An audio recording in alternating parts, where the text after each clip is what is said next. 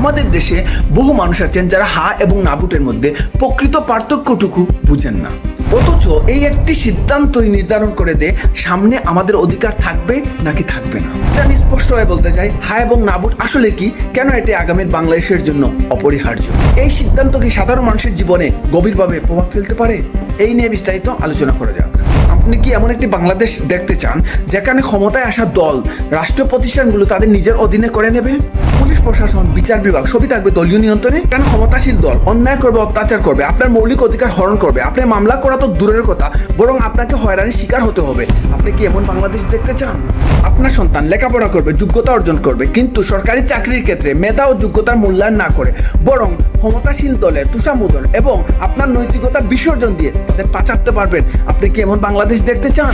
আপনি কি এমন বাংলাদেশ চান যেখানে নাগরিক অধিকার থাকবে কাগজে কলমে, কিন্তু বাস্তবে সে অধিকার বঞ্চিত হবে? সরকারি সব প্রতিষ্ঠানে গেলে ঘুষ দিতে হবে। আপনি কি এমন বাংলাদেশ দেখতে চান? আপনি কি এমন বাংলাদেশ দেখতে চান যেখানে রাষ্ট্রীয় প্রতিষ্ঠানের কর্মচারী আপনাকে স্যার বলতে বাধ্য করবে? যদি এই বাস্তবতাটা বদলাতে চান তাহলে সিদ্ধান্ত নিন এখন। যদি আপনি পরিবর্তন চান, নিজের অধিকার আত্মসম্মান নিয়ে মাথা উঁচু করে বাঁচতে চান, তাহলে সিদ্ধান্ত এখনই নিয়ে গণভোটে হাকে জয়যুক্ত করুন। তার কোনো বিকল্প নেই। কোনো দল বা ব্যক্তির প্রশ্ন নয়, এটি আপনার জীবন, আপনার সন্তানের ভবিষ্যৎ এবং আপনার দেশের ভাগ্যের প্রশ্ন।